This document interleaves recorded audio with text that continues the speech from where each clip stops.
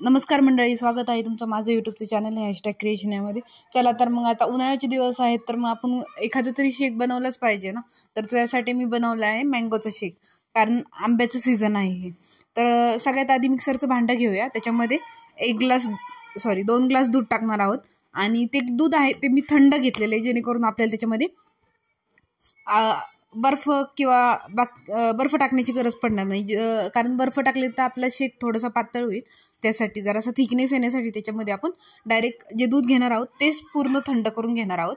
किंवा मग तुम्ही आंबेसुद्धा थंड करून घेऊ शकता, एकदम लाईक फ्रीजर करून. तर त्यासाठी मग मी आता एका मिक्सरच्या भांड्यामध्ये पहिल्यांदी 2 ते 3 आंब्याचा जो गर आहे तो घेतलेला आहे. त्याच्यानंतर पाववाटी साखर घेतलेली आहे. आणि त्यानंतर आपण त्याच्यामध्ये 2 ग्लास दूध टाकणार आहोत. दूध टाकायचं आणि चांगलं मिक्सरला एकदम बारीक करून घ्यायचं. आता ज्यावेळेस आपण आंबे कट करतो त्यावेळेस छोटे छोटे तुकडे पण करून घ्यायचे आंब्याचे, आपल्याला वरतून टाकण्यासाठी. कारण ज्यावेळेस आपण आंब्याचं मँगो शेक आपण खाणार आहे त्यावेळेस त्याच्या मध्ये थोडेसे चंक्स लागतील त्या आंब्याचे, तर त्याने टेस्ट आणखी वाढेल आपल्या मँगो शेकची.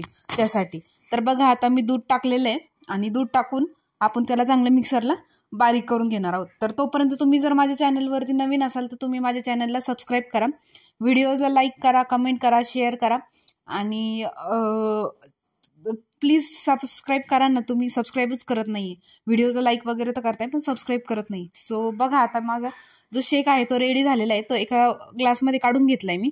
त्यानंतर त्याच्यामध्ये जे छोटे छोटे तुकडे केले होते ते आपण टाकणार आहोत थोडेसे, जेणेकरून आपल्याला जे शेक खाताना त्या आंब्याचे तुकडे लागतील तर आणखी टेस्ट वाढेल त्या शेकची. त्यासाठी तुम्ही ड्रायफ्रूट्स पण टाकू शकता याच्यासोबत वरतून कट करून. तर बघा, मी पूर्ण टाकून घेतलेलं आहे आणि आता हा खाण्यासाठी रेडी आहे. So thanks for watching, bye bye.